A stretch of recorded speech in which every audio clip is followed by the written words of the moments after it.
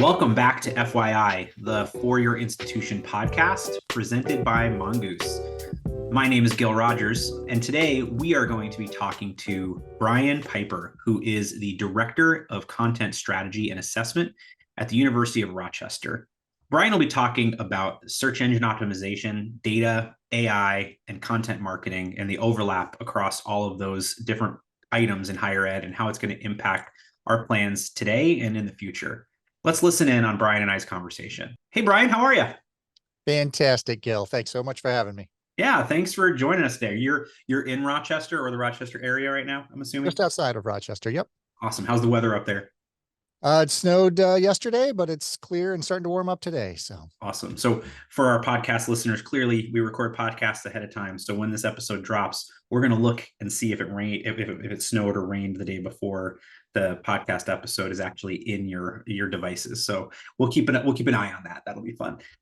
So Brian, tell us about your role at Rochester. We were joking before we started recording that there's a lot of letters in your title, the Director of Content Strategy and Assessment.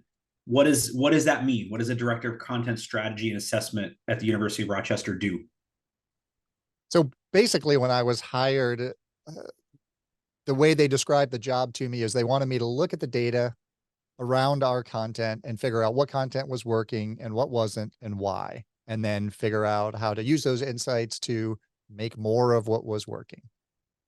Awesome. And what has that led you to do outside of the work? Because I know that you've got, content that you've published, you've got, areas of expertise that you very active on LinkedIn and very active kind of sharing thoughts and insights. What are some of the things that's helped you to learn and build upon as you've been at Rochester? Well, it was interesting because when I first came into the department, like during my interview, I actually said, I came from a defense contracting company, and I said, you have a lot of content. You put so much content out, and we need to figure out how to make sure that we're putting out the best content that we have, and that the time that we're spending working on all this content is actually paying off, and we're reaching the audiences that we want to reach, and they're taking the actions that we want them to take. So pretty quickly after looking through some of our content analytics, I realized that our organic traffic was about 40% of the overall traffic to our news center site, which was, where we publish most of the original content, the research content that we publish. So I immediately knew from my background that there was a great opportunity to do some SEO there. So within the first 6 months of the first year that I started, I doubled the amount of organic traffic that we had coming to our news center. So when leadership saw that, they said, we should be doing this across the entire institution. So then I started doing SEO workshops and keyword research workshops across the institution to kind of help everybody figure out better ways to get your content seen, and to make sure that we were tracking on the analytics side of things. And we were looking at conversions and really started thinking about content strategy and why are we writing this content and who are we trying to reach and is it working and how can we look at the data and then measure and monitor that. So it's been a journey from, just helping out my department on a single channel to now it's kind of become an institutional initiative. And we're also, I've also started speaking at conferences, and that has led to consulting with other institutions. Mm-hmm. And I'm always surprised when I go to other institutions and start talking about, asking questions about how their content's connected to their strategy and how they're measuring and how they're looking at their data, that a lot of times most people aren't, because they're so busy trying to get all the content out there, mm-hmm. that they don't think about why they're putting all that content out there. Yeah, and I think that's one of the challenges, and we'll talk about this in our next segment in a little bit around content planning, but we're fluid with how we do these things. There's this, always the recommendation is we have to have fresh content, we have to update our content, we have to promote our content, but there's the challenge of how and why, right? And I think one of the things that we had Kyle Campbell on last season on the podcast, and for those who are active listeners, Kyle is founder of Education Marketer. He's a keynote speaker in his own right, shares a lot about we need to, we need to focus on, developing content that supports our audience, because one of the things I've always said is that content marketing is the only kind of marketing that works in higher education. Everything else is just sales fluff, right? And especially from we think about it from recruitment, or we think about it from advancement, we think about it from our, local community or global community for helping our reputation of our institution. We've got to define our goals with a lot of these, and develop personas of who we're trying to attract and we're trying to reach.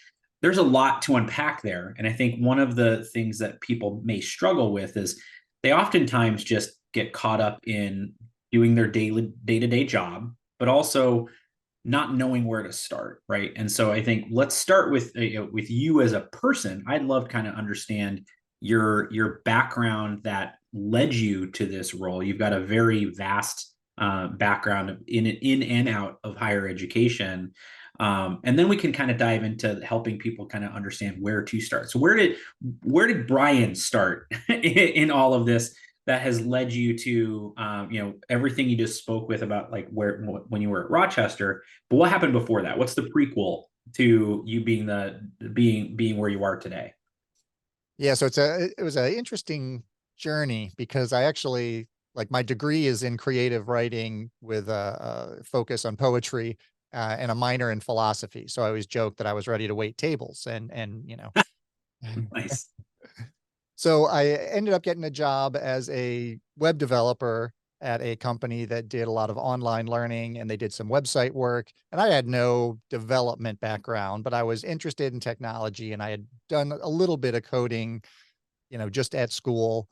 And so I started working with this team of really talented developers, and I wasn't a very talented developer, and I never was. I never really loved, I wasn't passionate about creating websites.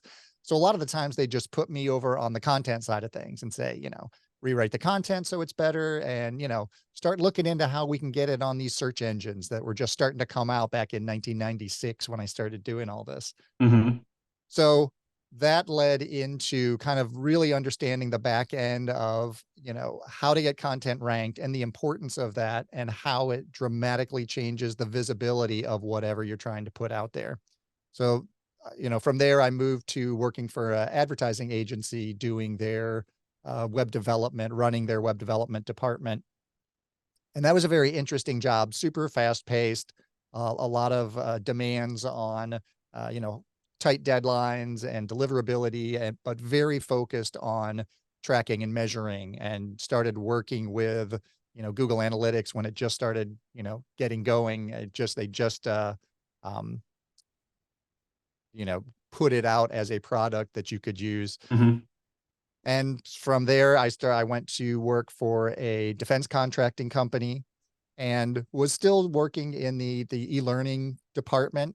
But in 2013, I read the first edition of Epic Content Marketing from Joe Polizzi, and immediately was like, this is what I want to do. You can sell things to people just by telling stories. You're not trying to push something. You're just informing them. You're educating them. You're entertaining them. And you're building up trust with them. You're creating a relationship with them. And that will eventually turn to them coming back to you when they need to purchase something in your particular product area. So I went right down to the head of our marketing department at the defense contracting company I was working with, and I said, you need to hire me to be your digital marketing manager. I couldn't say content marketing manager because nobody knew what that was. Yeah. In 2013. So she took a chance and she hired me. And within the first year, I doubled our organic traffic just by doing SEO. And then we really started setting up our analytics so that we could actually track things and see performance and look at conversion times, and, start really getting into the marketing side of the content, but also still really focused on, the power of SEO and the importance of our content to be able to connect with our audiences. And that led me right into the job at the university. Awesome. And for our podcast listeners, we will drop a link to the second edition of Epic Content Marketing, which I know you contributed to in the episode notes. So if you want to pick up a copy and start copying the playbook, that'll provide you with the ability to do so. So I think, this is, extremely helpful. And I think one of the things we'll want to do in our next segment is help define some of these terms for folks. I know a story that I, always lean on is I was at a conference that was run by a consulting firm a couple of years ago, but still relatively recently. And one of the, vice presidents of enrollment was sitting down with a consultant and had his notes on all the things he was supposed to be working on and things he was supposed to care about. And he had circled and highlighted search engine optimization. And he said, so I'm hearing a lot about search engine optimization. What is that? What do I need to do? Right. So I think in our next segment, what we'll do is we will start with defining some terms, and then we'll talk a little bit about kind of current state of affairs. And we will kind of lead into then kind of what institutions should be doing and then thinking about in the future. So Brian, thank you so much for joining. We're going to take a break. And when we hop back, we're going to kick off with some definitions of terms. Discover future applicants, delight enrolled students, and amplify fundraising performance with our Cadence engagement platform's live chat and chatbot solutions. Designed exclusively for higher ed by higher ed professionals, Cadence helps you engage your audiences with the perfect balance of AI and personal connection. We leverage proactive outreach and anticipate common roadblocks, knowing the most significant decisions often start with the smallest conversations. Our powerful AI ensures instant support and is smart enough to know exactly when to hand off to a staff member. And if nobody is available, it allows for easy follow-up. Effortlessly integrated with your website, we proudly feature an industry-leading 85% self-service rate. It's never been easier to make every message count.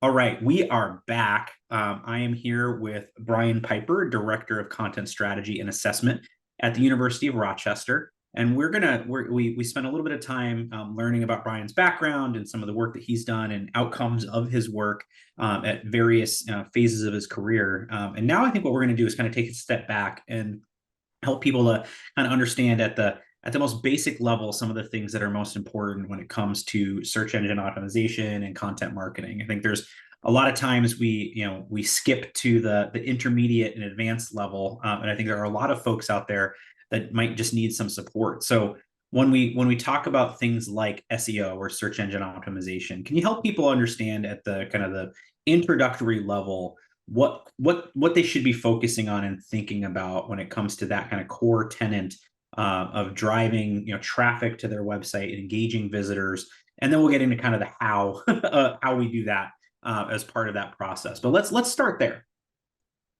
Yeah, I mean, so if you're, when I first started doing SEO, people were still really on the fence as to whether or not their business needed a website, because most businesses at that time had a physical location, or they, sent out magazines to people who were going to be ordering from them.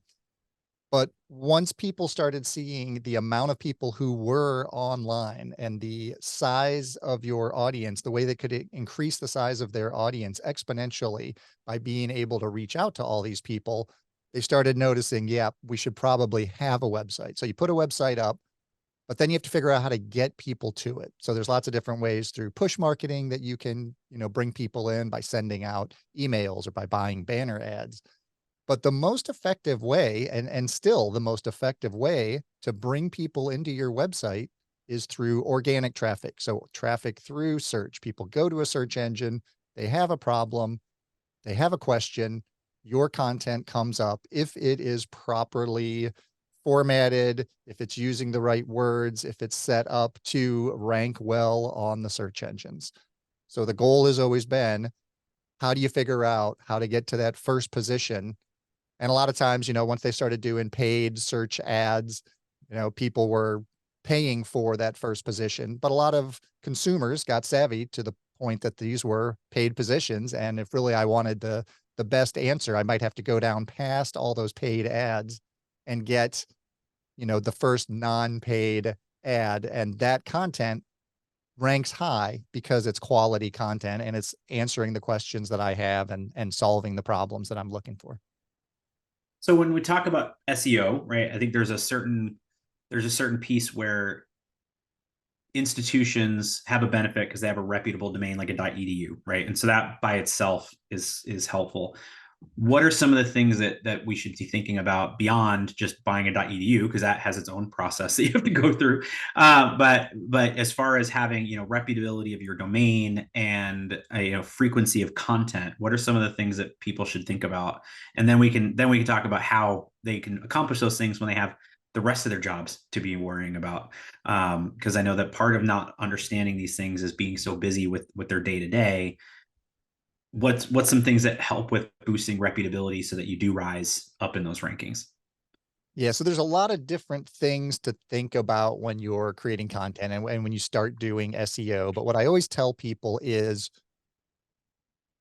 come up with the best content, come up with the best answer for your audience. Really think about who your audience is, what problem you're trying to solve for them, and write content that solves that problem. Your content marketing is about establishing trust with your users and making sure that they know that you understand them and that you're just trying to help them. In the second edition of Epic Content Marketing, we talk about river pools and spas. It was a pool company, it was an installation company, and in 2008, they were about to go out of business. And the owner of the company just went online and he put every question that he had ever been asked about how to install pools up on the website, open information for anybody to come find, and it worked. He had all the answers up there. People could just go and they just started trusting that company as a resource. And then eventually, when they got to a point where they wanted to do their own installation, they were like, well, let's call them. And River Pools and Spas is now one of the largest manufacturers of pool inserts in the world because they got so much business from content marketing that they actually had to start making their own pool inserts because they couldn't get enough. Their supply wasn't big enough for them to actually do all the jobs that they needed to do. So it's all about creating the right answers, the right content that your audience needs. Now, on the other side of that, you can really start looking at different ways to make it as easy as possible for your users to find this content. So there are sites like answerthepublic.com where you can go and you can type in a keyword and it will tell you all the questions that people are asking about that keyword. And so then you can just go to your website and you can put a list of all those questions and all the answers, establishing yourself as an expert who knows all the answers to all these problems and is just helping people find the answers to those problems on your site. And the more traffic that you can generate for your website, the more that's going to help increase your rankings in search, increase your domain authority, and increase the amount of people who you're helping. Yeah. So you mentioned the term domain authority, right? Let's, that's another area of insight that I think a lot of people would benefit from, of really defining that term and how that can apply specifically to higher ed institutions. Yeah, so a domain authority is a term that was basically made up by some of these, SEO software companies. So Moz.com is a company where you can go and they will give you all sorts of insights about how your content is ranking in search and, how many people are searching on the particular terms you're ranking for, give you a lot of different insights. But they came up with this term called domain authority, which is basically just a way to rank different websites based on the authority that they get from the amount of content they have out there and how they're ranking for different search terms. So it's kind of arbitrary, but generally speaking, if you have a high domain authority, it makes it easier for you to capture some of the more difficult to rank for terms. So, for example, at the beginning of COVID, we have a domain authority around 86, and the CDC has a domain authority up around like 94. We were able to put out content because it was so focused on the questions that people were asking about, like how many times do you need to wash your hands, to protect against COVID, and how long do you need to wash? We were able to get our content ranking above the CDC because we were specifically answering questions that people had. We had physicians who were answering those questions, and they were succinct, easily attributable answers that we were able to put up on our website, along with a breadth of other content around, you know, mRNA vaccines and research that we were doing around COVID and some of the testing that we were doing on the different vaccines. And so that was able, that was allowed us to start ranking higher for those terms than another group that had a higher domain authority, but we just had better content and better answers. Mm-hmm. So I think, again, from a practical perspective, I think institutions are best served by taking a step back and saying, what is the content that our audience is looking for, and how can we create content that supports them? And no matter, I won't say no matter your domain authority, but that can offset a lower domain authority because you're creating the content that is actually serving those problems. I think about college search websites, and how when you search for, an institution by their name and say application information, a lot of times their website might actually rank lower than one of those, quote unquote lead gen websites, because those sites have done the work to develop the content that points people in their direction, which is why these websites are so successful, right? Is they've mastered the SEO game for admissions related content. And so that's where, one of the recommendations, obviously, one, you can try if you can't beat them, join them. So you just buy the traffic from those sources, but now you're just leasing data as you've always done, right? Or you can put in the work to kind of beat them at their own game by creating meaningful content. And so one of the things I know that we wanted to also talk about is in this world of the need to create more content, the need to be more proactive and seeking to rank higher, we're also in a world where AI is starting to become a part of the conversation around the impact it can have on the development of your SEO strategy. And I know you've had a lot of thoughts in this space, and would love your insights and perspective on, with everything you just talked about, with the need to develop content and develop your domain reputability. What are some of the implications you see in the short term and long term when it comes to using AI as a tool to support institutions with these efforts? Yeah, so AI is definitely having an impact in content marketing. It's having an impact in the SEO community, and it's having an impact in search, how we perform search. So we'll kind of look at each one of those individually. So just from a content perspective, now anyone can be a content creator. It used to be you had to have some writing skills to be able to start a blog. Now anyone can go to Chat GPT and say, hey, write me a blog post about content marketing and make it 2,000 words. You can copy and paste that into a website. Now it's not going to be good content, but it will be content. And you can tell Chat GPT, optimize this for search and include these keywords, and it will give you content that is optimized for search. It can create all your headers and your title tags, make sure the keyword's in there the right number of times. There was a guy who went out to one of his competitor sites, and he had Chat GPT scrape the site for all the keywords that he was ranking for. And then he had it write 6,000 articles on a brand new website that he created, specifically targeting all of those keywords. And he stole a bunch of the rankings and a bunch of the search traffic from that other site. Now, he had a really low time on page because people got to the site and were like, wow, this content's, not great. It's not fantastic. Yep. It can take away your rankings because there's going to be so much content out there. So it's even more important that you focus on creating really quality content, really focused on your specific audiences. And when we look at different ways that you can use AI to run SEO for you and to help you with your SEO, once you write an article, you can actually create a persona using Chat GPT. You can have it build out the persona the way you want it for whoever, let's say a potential undergraduate student.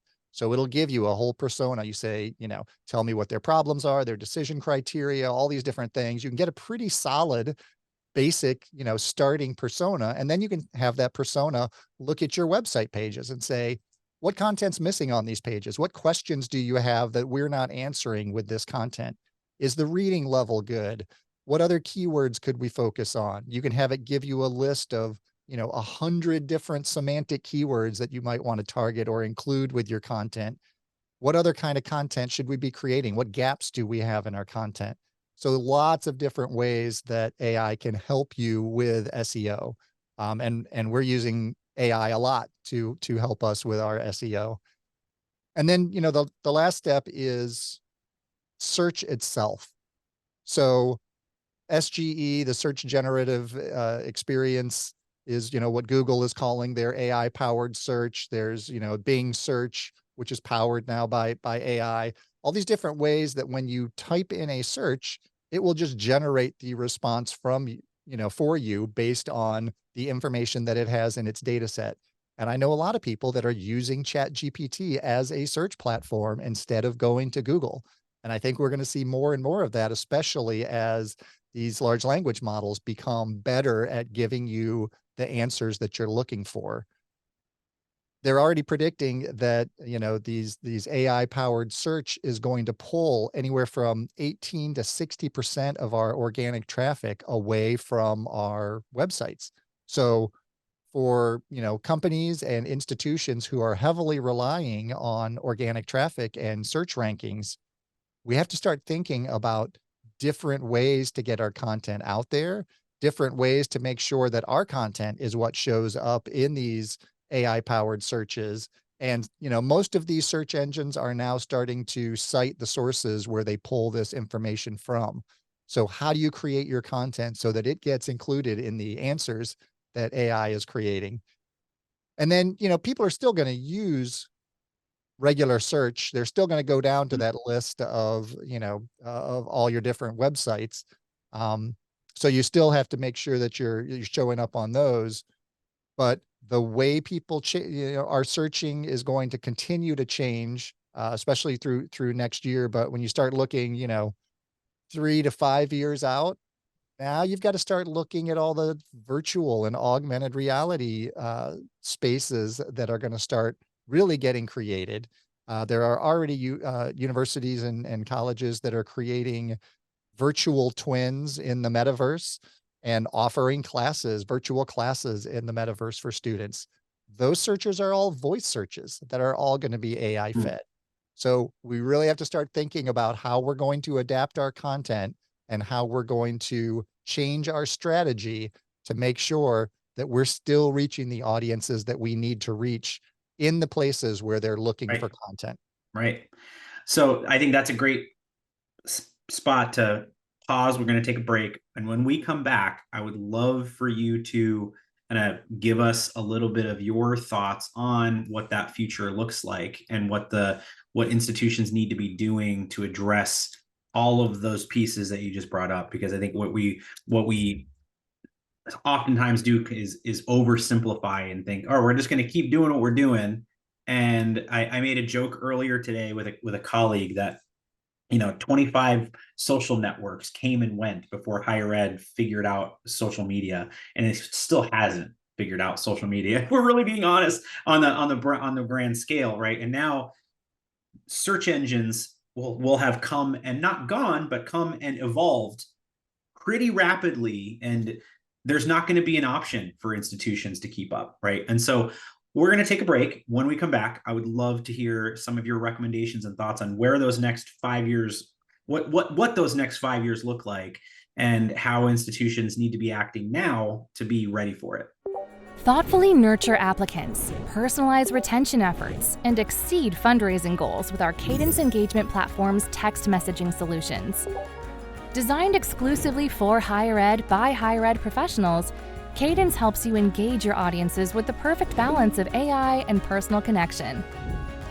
We leverage an intuitively designed interface and easy-to-use texting templates so you can have targeted conversations or scale up to expand your reach.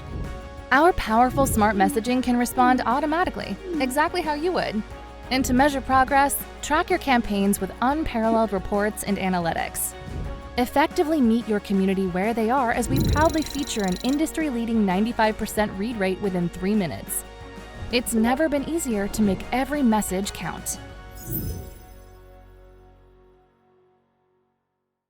All right, we are back and we are here with Brian Piper, Director of Content Strategy and Assessment at the University of Rochester. And before the break, we just kind of went down a really important stream that I think is going to be super beneficial for our audience. And that is the rapid changes that search is going to have over the next 5 years.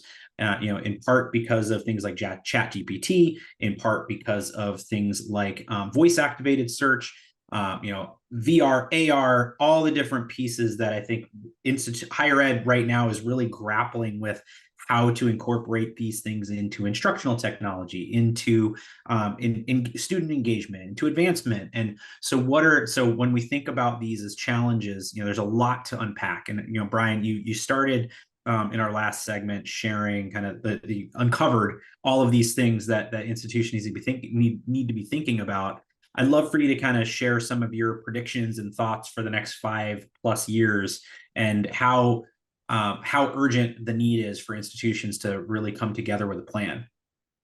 Yeah, I think the need is extremely urgent. I think with the threats that a lot of higher ed institutions are facing with the impending enrollment cliff that we know is coming. They've been talking about it since, 2015. They've been talking about the fact that demographically, we're just not going to have the same number of students that we have now and that we have traditionally had. We're already seeing schools that are shutting down or that are merging with other schools because they're not getting the numbers, they're not getting the donations, they're not getting the applications. So how do we better serve the populations that we're trying to reach? So, I see it all coming through content, but thinking about how you're distributing that content, and not only what story you're telling, but who is telling those stories and where are those stories living. So I think we're going to see a push. We're going to see a lot more AI. AI is going to be integrated by the end of next year. AI is going to be integrated into all of our processes. It's going to be integrated into all the tools that we use. And if your institution is not starting to think about how you're going to start integrating AI, that needs to be a priority for next year. You need to start thinking about creating a marketing AI council or an institutional AI council. You need to come up with AI policies because people are already using these tools. They're just using them without any guardrails, without any guidance, Right. without any training. Salesforce did a study. It's 60% of employees are already using AI in their jobs. They're just not telling anybody. They're just using it the way that they have trained themselves to use it in many cases. So I think that's going to be critical for institutions to start thinking about that. I also think it's going to be critical to start thinking about search outside of Google as a search engine. We know that, YouTube is one of the major search engines especially for, our prospective student audience. TikTok, also a major search engine. Students are going there to do their research on colleges before they come to websites for the schools. Now, parents are still coming to the websites. They're gaining information the way that we've traditionally thought about marketing. But students are doing it differently. And they don't want to just hear me talk about why you should come to our institution. They want to hear other students talking about that. They don't want to see the highly produced, very professional videos that talk about what a great institution we have and that, interview some of the students. They want to hear students in our dorms talking about what they like about it and what they don't like about it so that they can tell if they should start going there or not. And there are a lot of institutions that are really starting to lean into this and understand the power of this and starting to do a really good job with this. So I think, AI and figuring out how to integrate it into your processes so that you're working more effectively and more efficiently is going to be critical over the next year. And I think community is going to really be important for institutions to start thinking about how to create communities within their institution and within the, global audience. So if you have, people right now are when they think of search, they think of going to Google and finding their answers there. as Google is filled with more and more AI content that you're not sure if you can trust, you're not sure if those, if that's really coming from experts, Mm-hmm. people are going to start looking for communities where they can go to find answers to their questions from real humans who have experience with within different areas. So, if you're a research institution and you do a lot of, optics research, think about a way that you can create a community and start building a community or participating in these communities that already exist in a way that's going to position you as an accessible expert in this area where people can come to get their questions answered. So I think those are some of the things like within the next year that we're really going to have to start thinking about. When we start looking, 3 to 5 years out, I think we're going to have to really start figuring out how to integrate virtual worlds and augmented reality into our processes. We're going to have to start thinking about how to create experiences for our audiences instead of just thinking about, offering classes in the metaverse. I Yeah. think we're going to have to start thinking about how to integrate ourselves and our expertise into those scenarios and really leveraging our students, faculty, and staff as influencers, as communicators, as proponents for our institutions. Well, and I think to go back to the comments about video before, I think mastering video, or at least trying to master video, is a step in that direction where, that's a visual medium, right? And there's a visual element to it. It was funny. I was on a podcast last month where one of the guests kind of was bullish on video and saying, higher ed hasn't figured out video yet. They're never going to figure out video. And I was kind of like, well, just because they haven't figured out video yet doesn't mean we shouldn't figure out video. Just like we haven't figured out social media yet, we should still figure out social media, right? And so I feel like there's an element there around, being discoverable with video. And I saw it today. My alma mater was, they were on that trend around like, we're this, we do this, we're this, we do this. And there's that video segment like, we're soccer moms, we do this, we're hockey parents, we do this.